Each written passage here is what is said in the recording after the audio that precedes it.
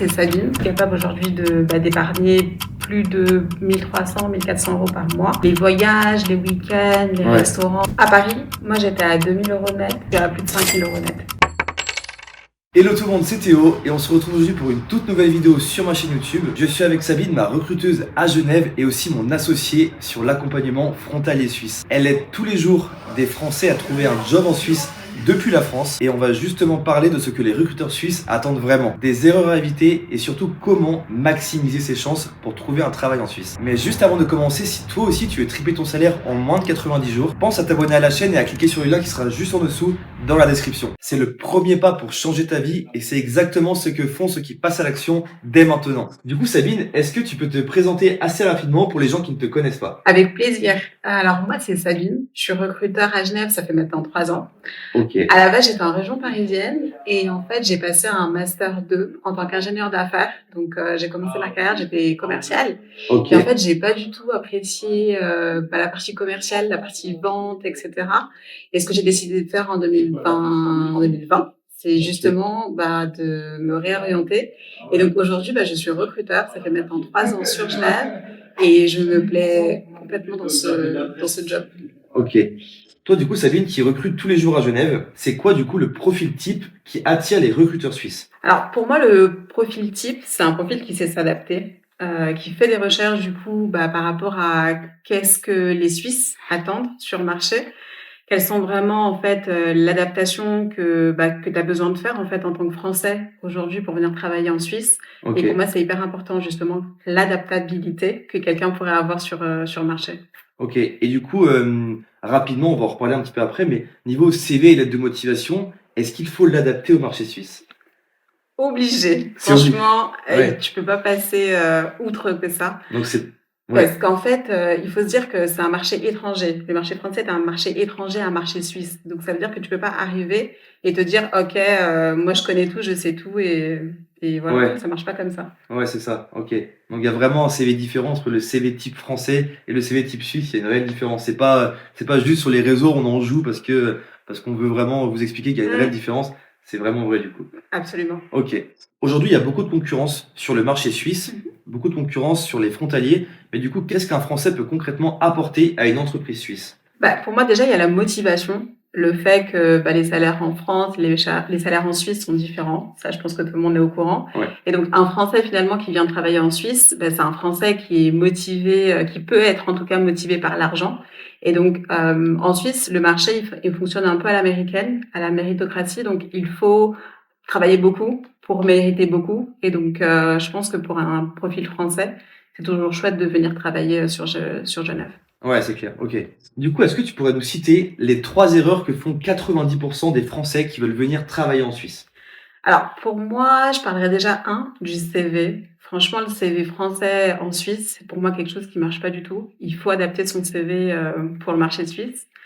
2, je dirais du coup l'entretien d'embauche. C'est-à-dire que, il y a des personnes qui savent pas répondre à la question: «Présentez-vous», par exemple. Et pour moi, c'est carrément un red flag. Ouais, c'est la base. Il faut se préparer à l'entretien, il faut savoir répondre aux questions qu'on pourrait poser. Et 3, je dirais le fait que souvent les Français pensent que les entretiens d'embauche ou les process en Suisse sont rapides. Ouais. Et en fait, ça prend beaucoup de temps. Aujourd'hui, le process de recrutement, il peut durer entre 1 à 2 mois, Ok. par exemple en Suisse. Ok, Et ok. donc, faut savoir être patient. Et je pense qu'en tant que Français, parfois, c'est un peu compliqué. Ouais.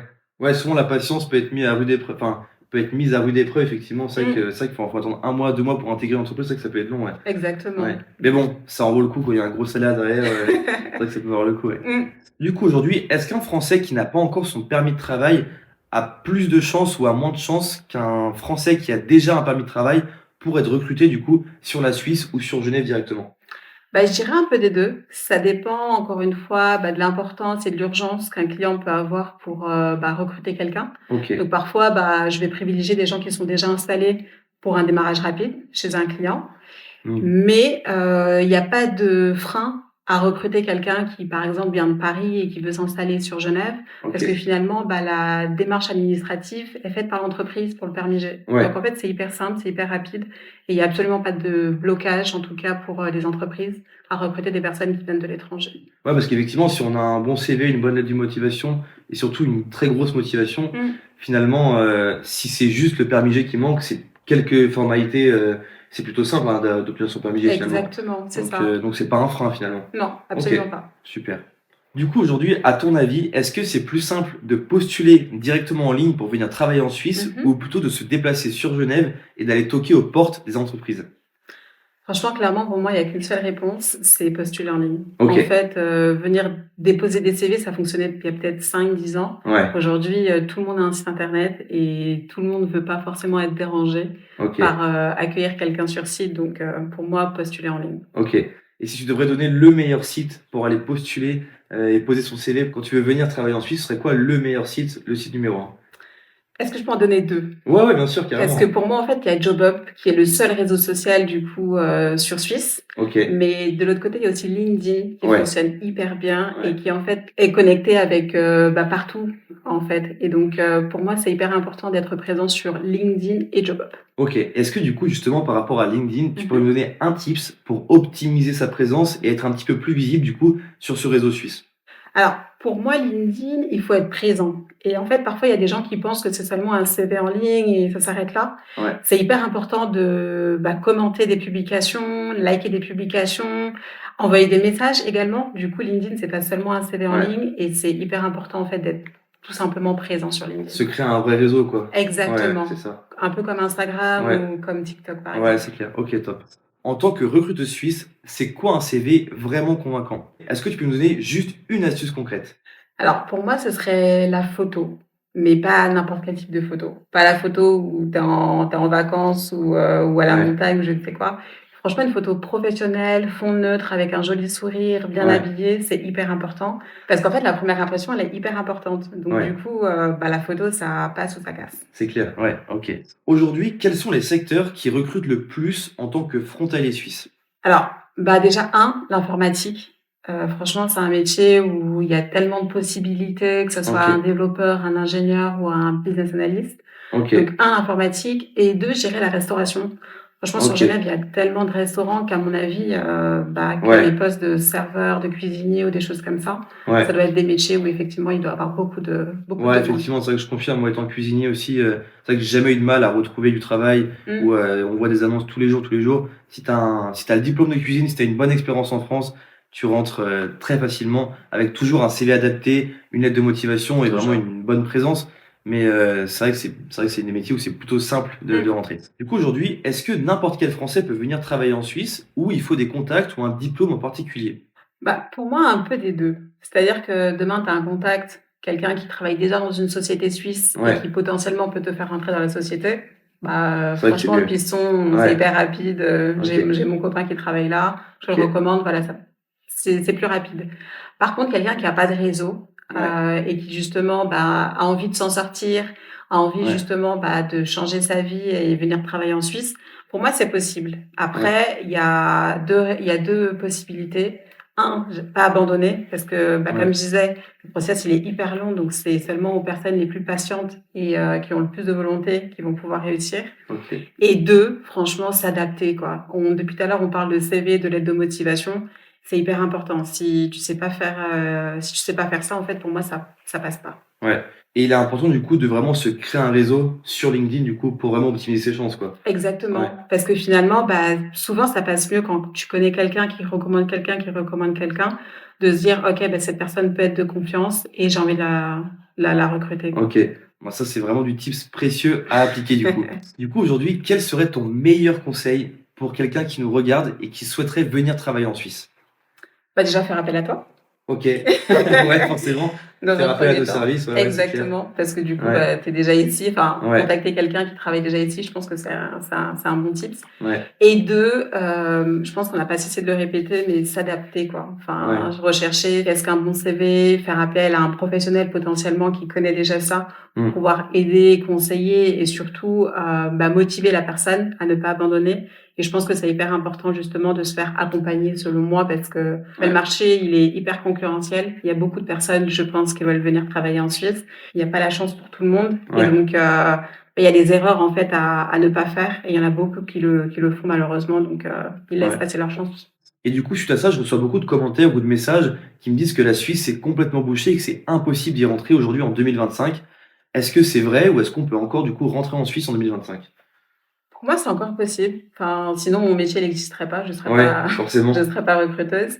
Donc, pour moi, c'est possible. Mais encore une fois, bah, il y a des personnes qui abandonnent après 2 semaines de Ouais. recherche. Donc, forcément, après 2 semaines, j'ai pas trouvé de C'est job. souvent ces personnes-là qui finalement vont mettre des commentaires qui vont dire la C'est Suisse est ça. bouchée, c'est impossible d'y rentrer. Et Mm. ouais, finalement, faut juste persister un petit peu et ne pas lâcher quoi. Exactement. Toi qui accompagnes du coup personnellement nos clients dans la recherche d'emploi, Mhm. qu'est-ce qui fait la différence entre ceux qui trouvent vite et ceux qui galèrent un peu plus? Ben, je dirais que il y a certaines personnes qui abandonnent vite Ok. aussi. Donc, du coup, bah, forcément, il y aura jamais le prix derrière le travail effectué avant. Ouais, Deux, bah, du coup, bah, le CV, c'est la première chose qui est vue aussi par les recruteurs. Donc, ouais, si ton CV il est pas bien adapté, forcément, tu seras jamais contacté par les recruteurs. ouais, Et trois, bah, la motivation, hein, ouais, faut pas lâcher. ouais, C'est c'est ça. long, mais faut pas lâcher. Ouais, c'est vrai que c'est souvent ce que je dis. Des fois, faut continuer, continuer, continuer, persister. Mm, Et des fois, c'est le CV déposé en plus, mm, la candidature que tu vas déposer en plus, peut-être la 50e candidature que tu vas déposer en plus, qui va payer et qui va finalement décrocher l'entretien. Et comme exactement. derrière, on va te préparer parfaitement à l'entretien d'embauche, et ben, ça va forcément déboucher sur un CDI et tu auras enfin ce gros salaire attendu grâce à la Suisse. Il y a des gens qui pensent que bosser en Suisse et gagner 3 fois un salaire français, Mhm. c'est beaucoup trop beau pour être vrai. Qu'est-ce que tu leur dirais? Bah, que c'est possible. Ouais, Tu l'as fait, je l'ai fait, d'autres ouais, personnes le continuent à le faire. Donc, ouais, je pense que pour moi, c'est possible. Il faut une stratégie. Voilà, ouais, faut c'est pas ça. lâcher, il faut une stratégie. Il faut. Et pour ceux qui pensent que c'est pas avantageux, qui disent que forcément, du coup, les loyers sont plus chers à la frontière, les courses sont plus chères à la frontière, que l'assurance maladie coûte cher, est-ce que du coup, c'est réellement avantageux d'être frontalier ou finalement, vaut mieux rester dans son job en France et rester avec son petit loyer en France? Qu'est-ce que tu leur dirais? Moi, je leur dirais que réellement, je pense que le salaire qu'on gagne en Suisse versus toutes les charges qu'il peut y avoir Ouais, fait que, en fait, tout le monde s'en sort. bah Sinon, il y ouais, aurait pas autant de frontaliers, c'est je clair, pense. ouais, Il y aurait pas autant de construction d'appartements, que ça soit sur Genève ou dans les régions frontalières. ouais. Donc, il y a de la demande, c'est que C'est que c'est forcément, ça avantageux. marche. Ok. Du coup, toi aussi, maintenant que tu as fait ce move, tu étais recruteuse en France, à Paris, et maintenant tu es recruteuse en Suisse, à Genève. Mhm. Combien tu gagnais quand tu travaillais en France et combien tu gagnes aujourd'hui en travaillant en Suisse? À Paris, moi, j'étais à 2 000 € net Ok, par mois. Et aujourd'hui, en Suisse, sans prime, sans rien, parce que du coup, j'ai des primes de recrutement, ok, bah, je suis à plus de 5 000 € net. ok. Donc du coup, tu as quasiment fait un x 3. Mm, Sur, quand tu as les primes, tu dois sûrement y arriver. Du exactement. coup, ouais, ça fait un gros changement, quoi. Mm. Et qu'est-ce que ce niveau de revenu, du coup, a changé pour toi dans ta vie? Bah, franchement, déjà, bah, il y a l'épargne. Moi, je suis Ouais, capable aujourd'hui d'épargner plus de 1 300, 1 400 € par mois. ok, Les voyages, les week-ends, les ouais, restaurants, enfin, un peu tout le lifestyle. Et ouais, la partie aussi, du coup, bah, épargne et investissement, ok. c'est quelque chose que je suis capable de faire. Ouais. Et du coup, les 1 300 € que tu arrives par exemple à mettre de côté chaque mois, est-ce que tu les mets de côté en te privant ou tu les mets de côté même en te faisant plaisir, en sortant, tout ça?